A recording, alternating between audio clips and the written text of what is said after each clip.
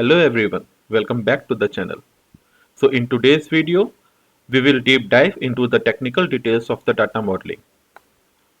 So the agenda of the today is we will see the overview of items.xml, we'll see where it is located and what is the structure of items.xml should be, how we define item types, and we'll see the deployment table and its type code, significance of it.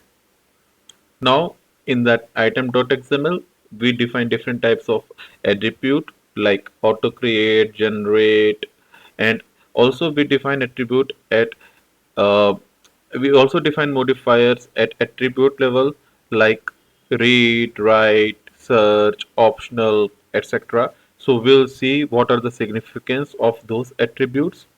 We'll see how we can define collections, relations, enum, map type in Hybris, and also we'll see the difference between collections and relations. Although um, the overview of type system we had seen in the previous video, related to data modeling, we had seen what is type system, what are the main functions of the type system, why we use it, the different kinds of types which are provided in Hybris. So all these details we had gone through in the previous video. If you have not yet seen the video, then the link of that video is present in the description box. Also, you are seeing in the top right section of your screen where you can click and go through that video. And after defining these collections relations in a map type and item type, we'll see like what is the difference between collections and relations.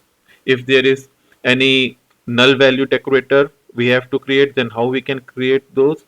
Just to give a brief introduction about the null value decorators means, like for any attribute you do not want that attribute to return null in any scenario, then how you can prevent those. Apart from that, we will see how we can set the custom types for our new columns, and at the end we'll see that suppose if your type system is no more in use, then how you can clean up those type systems. So all these agendas we'll go through today, and by the end of the video you will be expert in the data modeling. Data modeling is the base of Hybris. So I'll suggest that you go through the video till the end, and by the end of the video you will be expert in data modeling. Means you will know about the type system, item.xml, different kinds of types present, how to define the item type, how to create the relations, and in which scenario you have to go for collections and in which scenario you have to go for relations. So all those details you will be aware of by the end of the video. Now let's go through the overview of items.xml. Items.xml is a XML file in which we specify the types of an extension. And by editing this item.xml file, you can define the new type or extend the existing types. Also, you can define, override, or extend the attributes in the same way. Always remember that items.xml file is validated against items.xsd. We'll talk about this in a few minutes. Also, you have to understand this, that in the items.xml file is always parsed and evaluated in the running order in one single pass, meaning Hybris does not allow multiple pass processing of this file. So if in items.xml file you have to define any item type, then the more abstract item type is defined in uh, defined in the very starting, and then as there is the concrete type, it needs to be defined at the end. When we'll go through the items.xml file, we'll see that as well. Now let's talk about the location and structure of items.xml. So items.xml file is present in the resources directory of the extension, and the syntax of this file is that it should be the extension name, then hyphen items.xml, and we will see soon the structure of this items.xml file. So here friends, as you know, when we had set up the Hybris 6.7 version, then at that time we had generated these extensions as well using the ant module gen command. So the extensions that we had generated was training core, training facades, fulfillment training, fulfillment process. So all these 7 extensions we had created. If you had not yet set up the Hybris on your local, then you can go through the video present in the link is present of that video in the description box. So here you can see the items.xml is present under resources folder.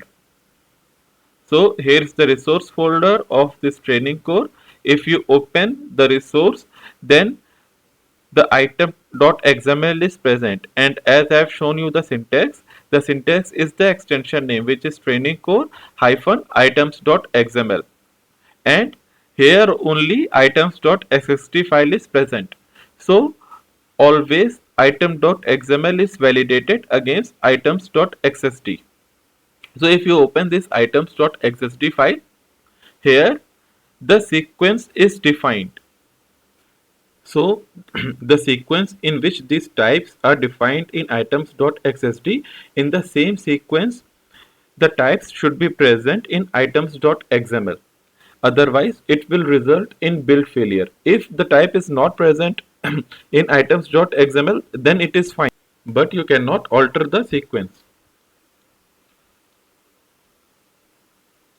So, if talking about the sequence, then for that you can refer this core-items.xml. So the sequence here is that first of all we define atomic types.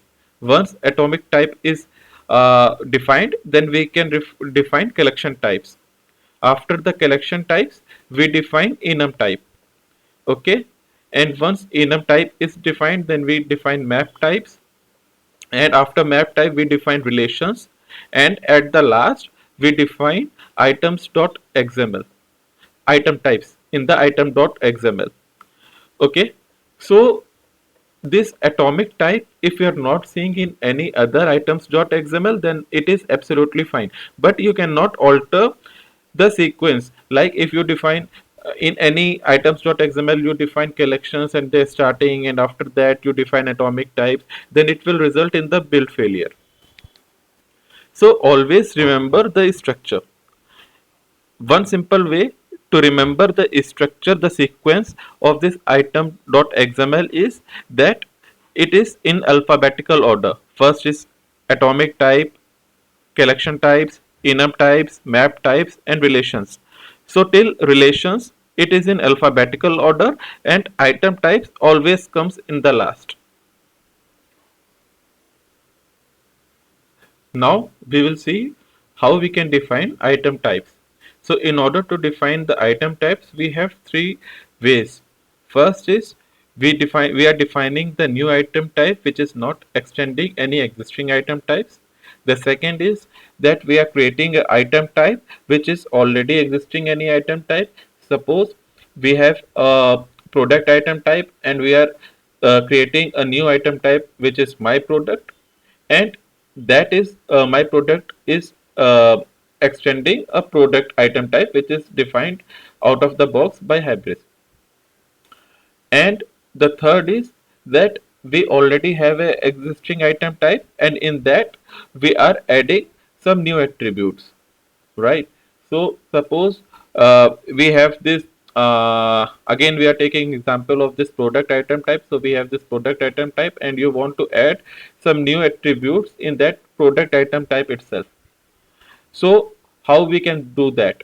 So all these details will go through the prior starting with how we can define the item types, the ways which we had just discussed. I just want to show the root of item type. So if you go into the core items.xml and inside this item types, then the first item type that you are seeing is item, and it is not extending any of the item type. So the source or the root of the item type is always item. The other item type which you will see like extensible item, localize, localizable item, generic item, they are always extending one or another item type. Like extensible item is extending item, localizable item is extending this extensible item, and generic item is extending this localizable item, right? And if you check further, then type manager managed item type is extending this localizable item. So apart from this item type, every other item type in Hybris is extending one or another item type. So we can say the root of the item type is item.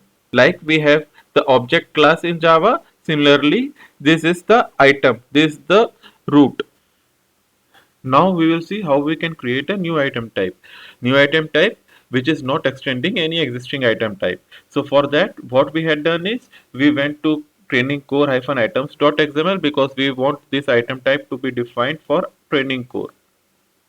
So when we went to this training core items.xml, we have written this code. We have created an item type feedback, and in that we have provided true attributes, which is rating and then comment.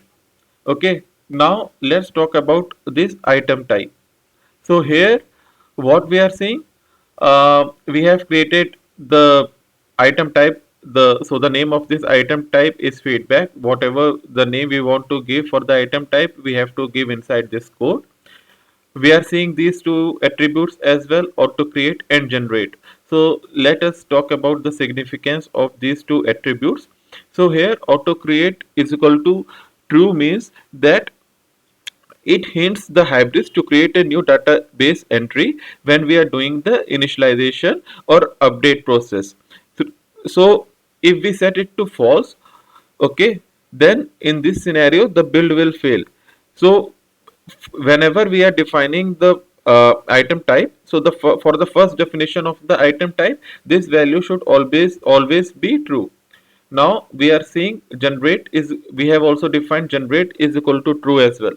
So what this generate do, it basically generate is equal to true hints Hybris to generate a new Jalo class and for this item type during the build. So if we set it to false, then in that case the Jalo class will not be generated. However, the model class will always be generated for it, this item type. Okay, and for this we need to set it to true for the first definition of item type. Now we are seeing this deployment table is equal to feedback. So here we can define our custom name related to the table. So for this item type, we have created this table, and basically whenever we are putting anything, we are inserting anything or modify anything, so the entries of this particular item type will be inserted in this table feedback. And here we have seen that we have provided the type code as 11001. So in Hybris, there is a type code range that is from 0 to 32767. Okay, so between this range we can define the type code, and this type code should be unique, and out of this 0 to 10,000 is reserved for Hybris out of the box.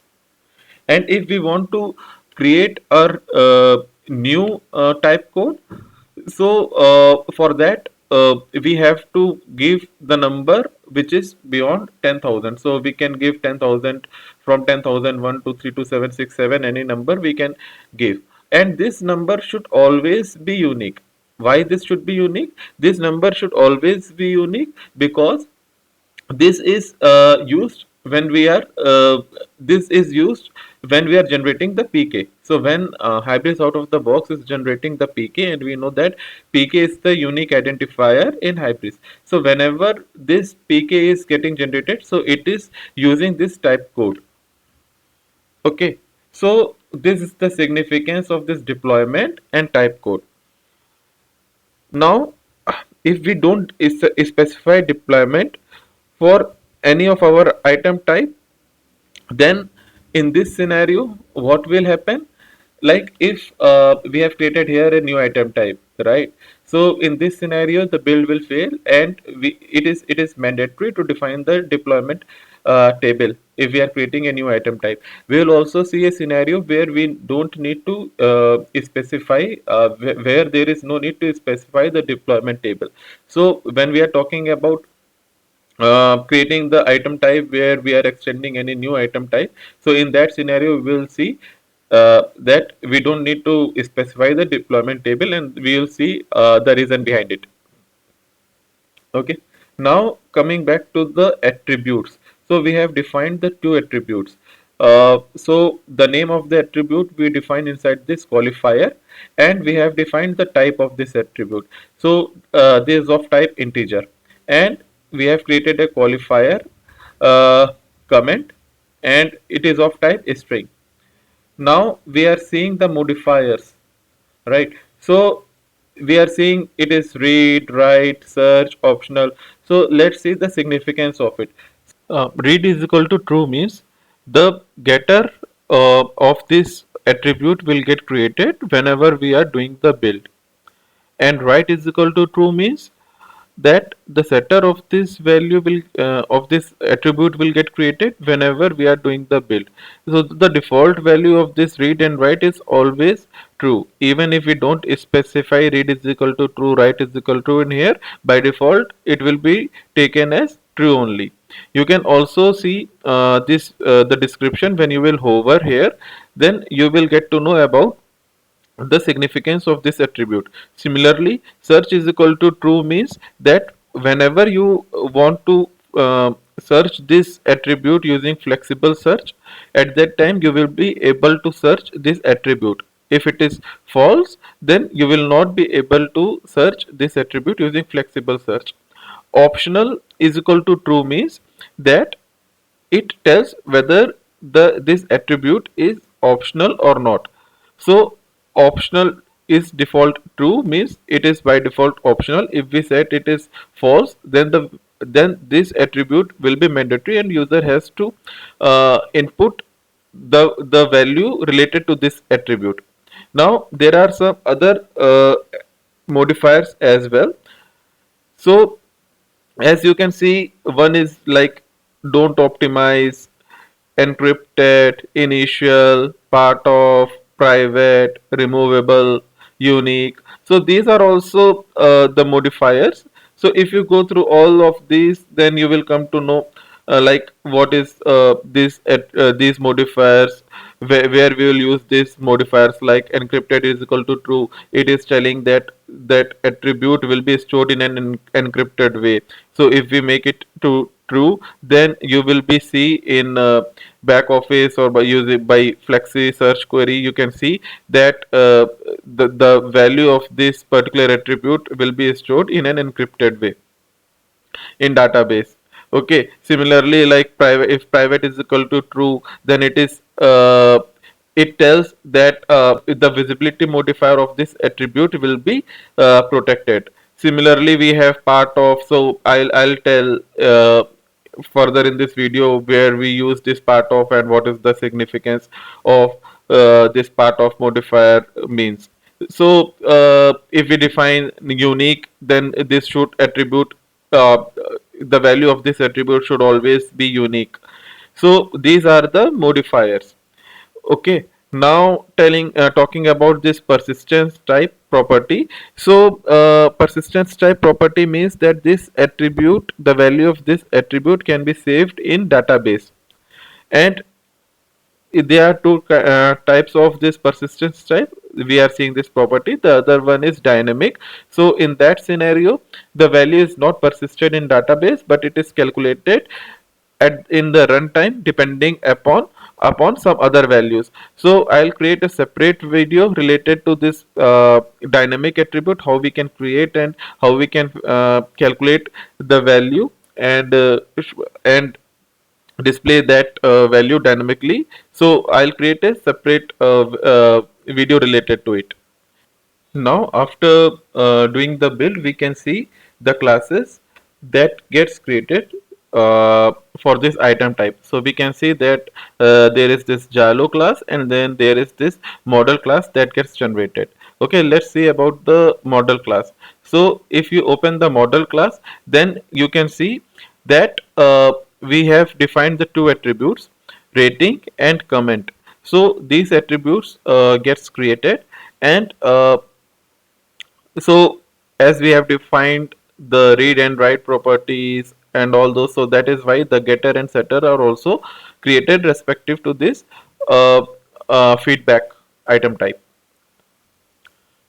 Now we have to go to the HAC and do the update. Okay, so for updating it, I have selected this update running system and the localized type. We are not creating this essential data because when we had set up the Hybris 6.7 version on our local, we had set up the B2C accelerator. So at that time, we had already initialized the system, and at that time, the essential data already created. Okay, so once we'll update the system, and after that, if you go to the flexible search, then let's check if that item type got created or not. So we'll write the flexible search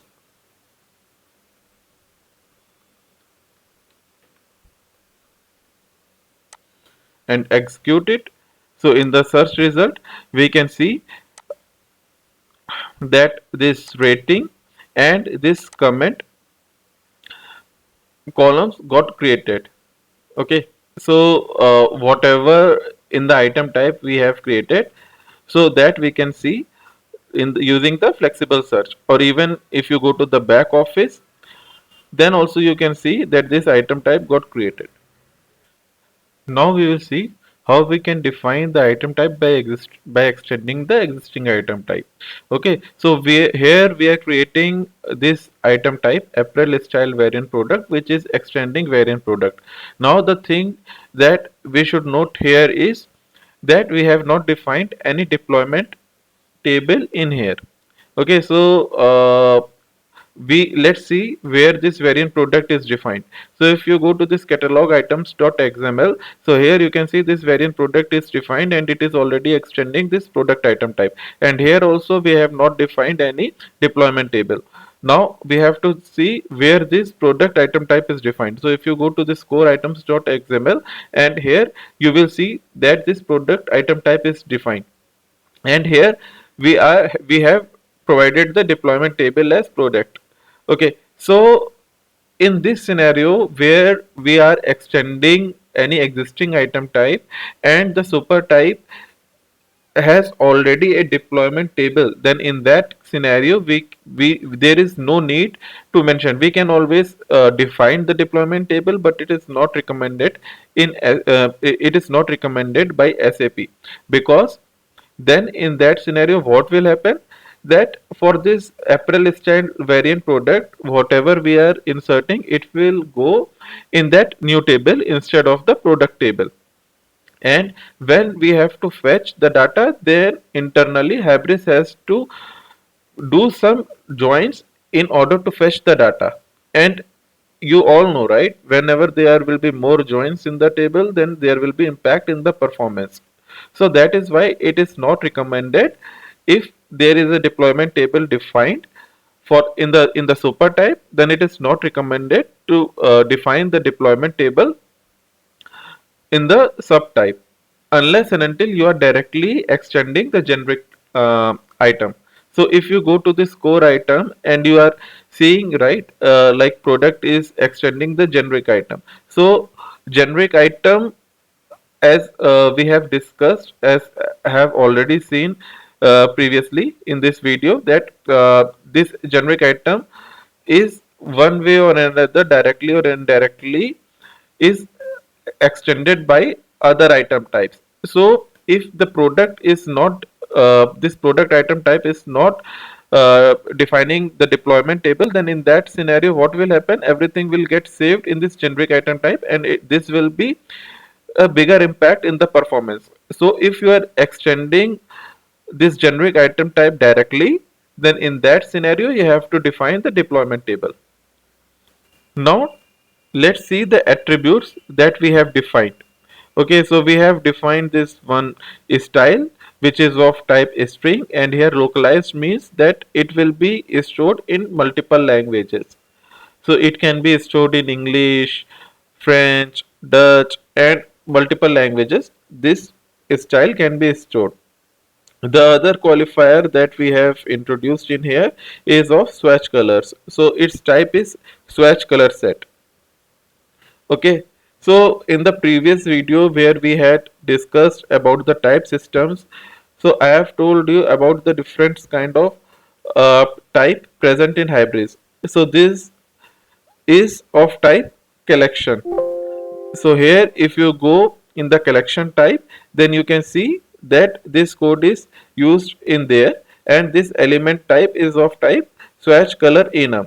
So it is basically referring to this enum type.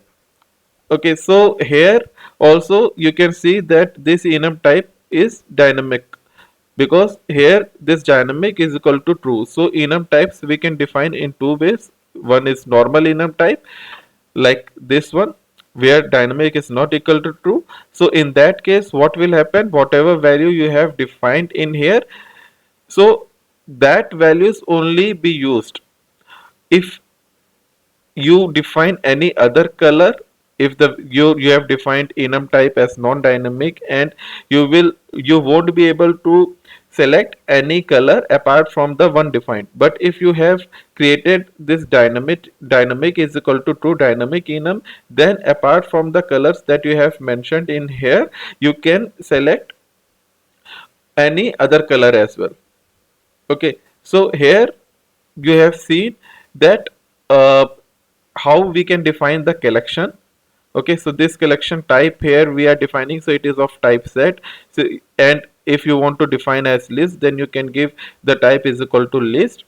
Okay, element type is equal to swatch color. It basically tells like what is the which type of collection it is. So currently it is, we have defined enum types, right? If you want to like create a collection of some item type, then in the element type you can define that item type, so that collection will be of contains the list or set of that particular item type. In this way we can define this item type by extending any existing item type. But if you want to search this particular thing in flexible search, then how you can search that? You can search that using this item type code. So let's search through flexible search. So I have written this query, select star from April style variant product, and when the result comes, so you can see the swatch colors. So in case of collection, what will happen, that it basically stores the pk. If there are any multiple values, then it will be saved by comma separated values, that whenever we have to define one to many relation, okay, or many to one relation, then in that case you can use collections, and not in case of many to many. So in case of many to many, you have to use relations only. Now let's see how we can create a new attribute in an already existing item type.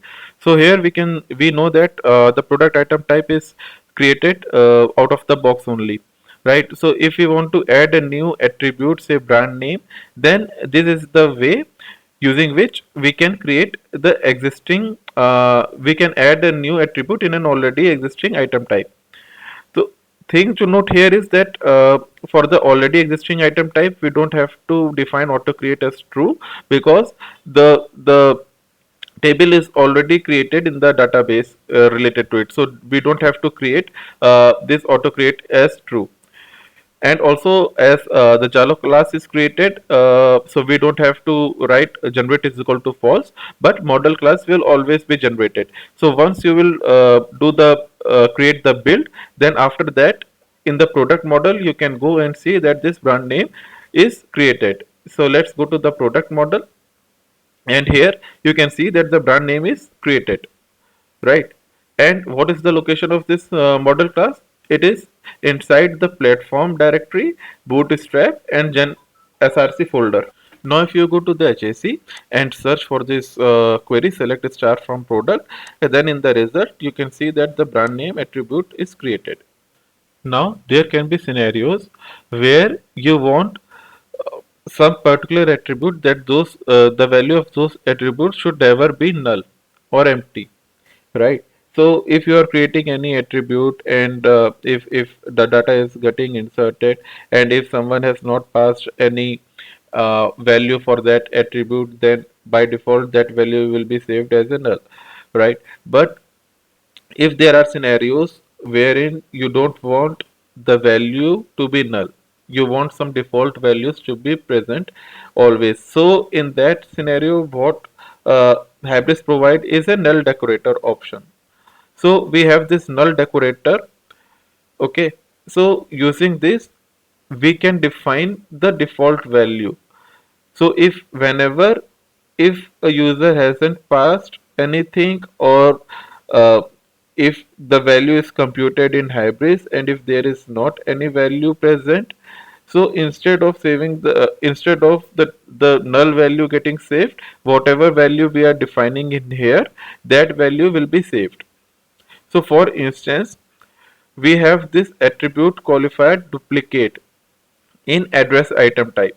So this duplicate attribute, what this does is it just distinguish between the normal created address and then the address which are cloned ones.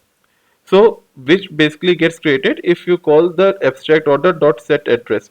So it distinguish between those address, the normal one and the created address that is cloned.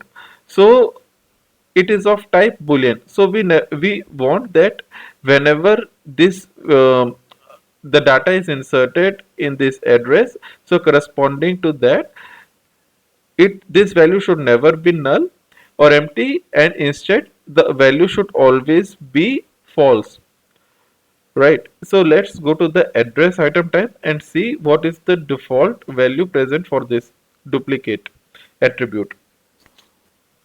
So here we go to HAC and type this query, select star from address, and then we execute it.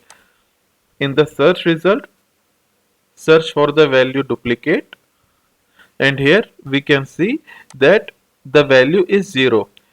So 0 means false. So it is never empty, right? So if there is any scenario where you want to put a default value and you don't want that attribute, the value of that attribute to be null, then in that scenario you can always use null decorator. Now let's see how we can define map types. So in order to define map type, inside this map type tag, we have to define this map type.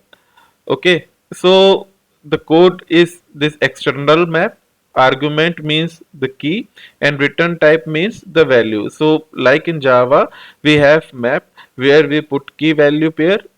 Okay, so key here is language, argument type, and return type always represent the value. Now, if we want to define in the value any item type, so we can define in this way. In the return type, we just mention the item type name. So here, as we have mentioned media, so whenever we pass any language, okay, so in that scenario, the media corresponding to that language will get returned. So in this way, we can use map type. Now we will see how we can define how we will use this map in the item type. So let's take the example of this param type map, and when we have to create the attribute, so in that type we have to define the name of that particular map. So this qualifier param is now of type map, where it will take the key of this map is of type string, and it will return the type. Now let's see how we can define relations. So let's first understand this. Let's take this example of many to many. Okay, so whenever we have to define relation, then at that time we have to first provide the code, which basically is the unique code for that particular relation. And in case of many to many, we always have to give this deployment. So what this deployment do in case of many to many? The linking between this source and target element, the source element which is this abstract order and the target element which is discount. So the linking between these two, the relation between these two source and target element will always be stored in this deployment table in case of many to many. And how we can say that this is a many to many? Because the cardinality here tells the relationship. So here the cardinality is many, and so in both the cases, that is why this relation is a many to many relation. Okay, if you want to check for the one to many relation, then you can check in here in media container to media relation. So one media container can contain multiple medias. So that is why this is a one to many relation. And in case of one to many relation, or in case of many to one relation, we don't have to provide the deployment table. So the main difference between collections and relations is that in case of collection you can only define one to many or many to one mapping, but in case of relation you can define many to many mapping as well. So whenever you have to define many to many mapping, then in that scenario always use relation. The other drawback of collection is that in case of collection it is always unidirectional, and in case of relation it is a bidirectional mapping. So bidirectional mapping means that from media model you can fetch the details related to this media container, and from media container you can fetch the details related to medias.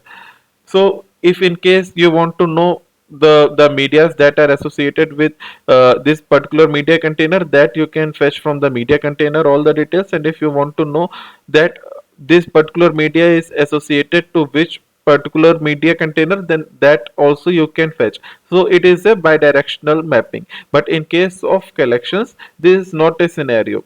In case of collection, it is always a unidirectional mapping. But there is certain advantages of collections as well. So the advantages of collection is that as it is a unidirectional, so the performance wise it is better than relation always.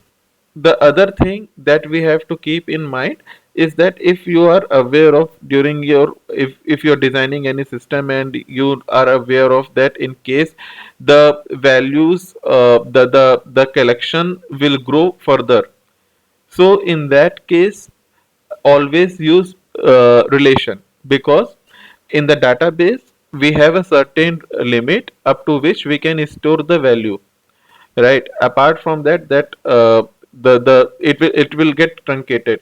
So in that scenario, if you are aware of that in future the this collection will grow, the value of this collection will grow, then in that scenario always go for relation. So majorly this is the difference between collection and relation. Now let me just simply give an example of how to check this relationship value in case of many to many in through HAC. So for that we go to HAC and type this query, select star from order discount relation and click on execute. And if we go to search result, then here we are seeing this source pk and target pk. So it is, as it is a many to many relation, so the values of this, the link between this source and target pk is stored, always stored in this deployment table that we will define. Now let's talk about the redeclare attribute in this item.xml. So what this redeclare attribute does is, it basically change if you want to change the behavior of any attribute. Okay, so in that case you can use this redeclare. So for example, if you want to add for this entries, right, or for any other attribute, if you want in the subclass, in the sub item type, basically if you want to change the behavior of this particular attribute, then in that case you can use this redeclare. If you want to define it as a unique, or you want to define, just if you want to change the type of that attribute to some more specific for this subtype, then in that case we use this redeclare attribute. So as we are seeing that in the cart item type, we are using this redeclare attribute for this entries qualifier, and it is extending the abstract order. Okay, so here if we will see in this abstract order entry, then this entries is of type list. But as we had seen in the cart, this entry is of type cart entry collection. So here we had changed this type. So if we have to change any type of any attribute, or we have to change the behavior of any attribute in the subtype, then in that case we use this redeclare. Other important modifier is part of. So part of is used to define the aggregation relationship between parent and child object. Okay, so basically in simple term, if we use if we say, then it is used in defining the cascade delete functionality. So what it is, so here we have this abstract order and then the abstract order entry. Okay, so basically for if ever we create any cart or we place an order, then in that cart we can add multiple items. So that is the order entry, the cart entry or order entry we can say. If suppose we a customer has deleted his cart, or in like order is deleted, then there is no sense of keeping this cart entries or order entries. So in that scenario, we have to use this part of is equal to true. So whenever in we define this part of as true, it simply means that it is used in case of cascade delete. Now there are instances as well where we have to set the custom types for our new columns. Okay, so basically for this attribute, say global discount values internal, when we are defining it, when we are persisting the value in the database, then depending upon the database that we are using, we have to set this type, the attribute type. So in case of Oracle, the value should be in CLOP. In case of MySQL, it should be in text. In case of SAP database, it should be in NCLOP.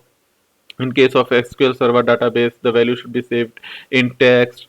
Okay, so all these things we can achieve by setting the custom type for our new column. So this is the way using which we can set the custom type.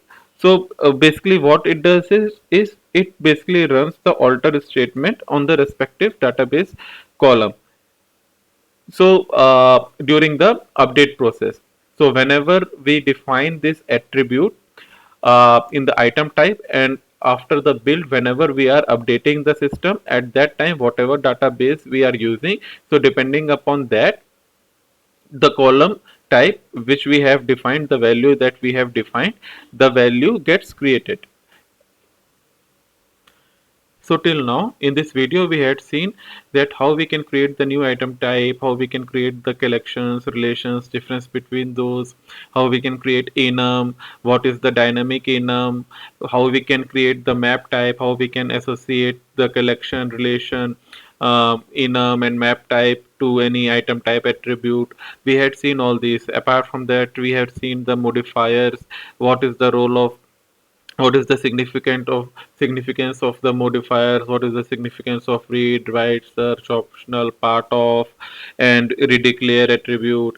So all these things we had seen. We have also seen like what is the significance of this auto create and generate when we are creating the item or when we are defining the attribute, the classes that gets created when we are creating the item type.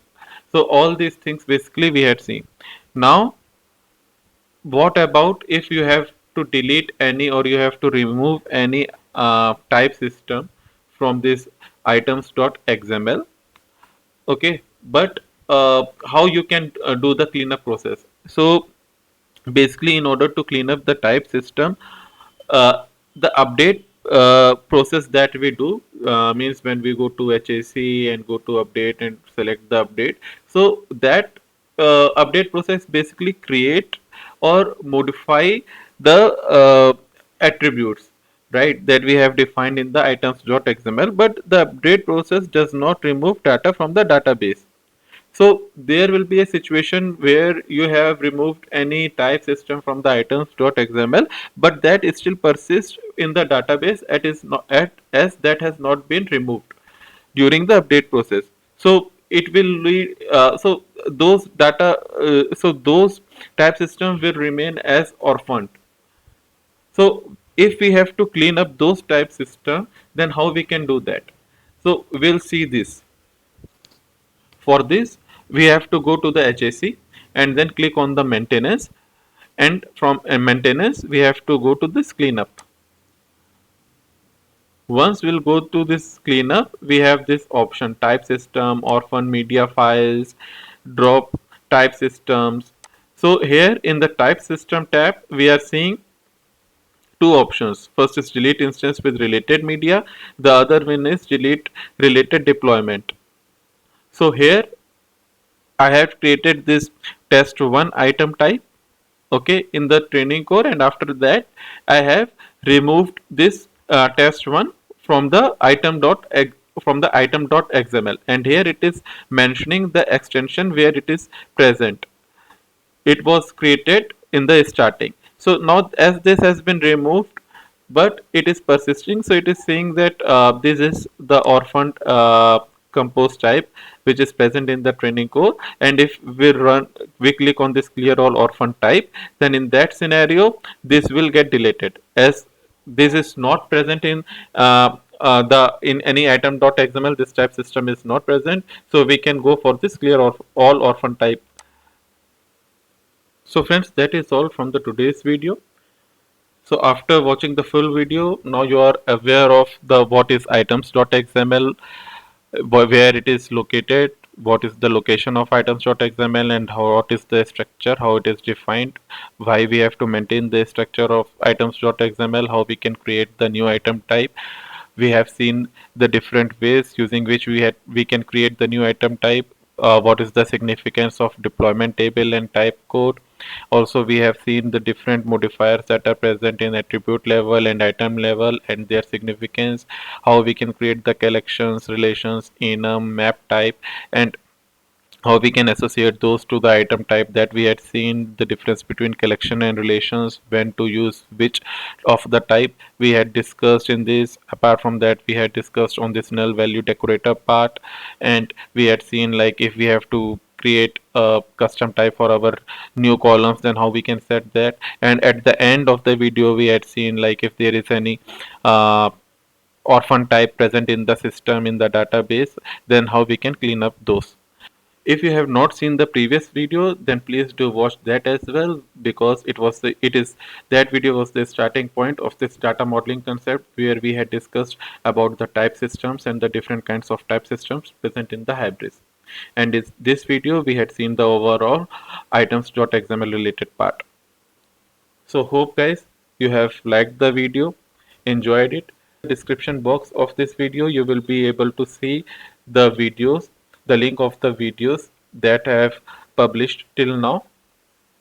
Also friends, please like the video, share it with your friends, and also subscribe the channel so that you will be updated with the next video whenever we'll release it.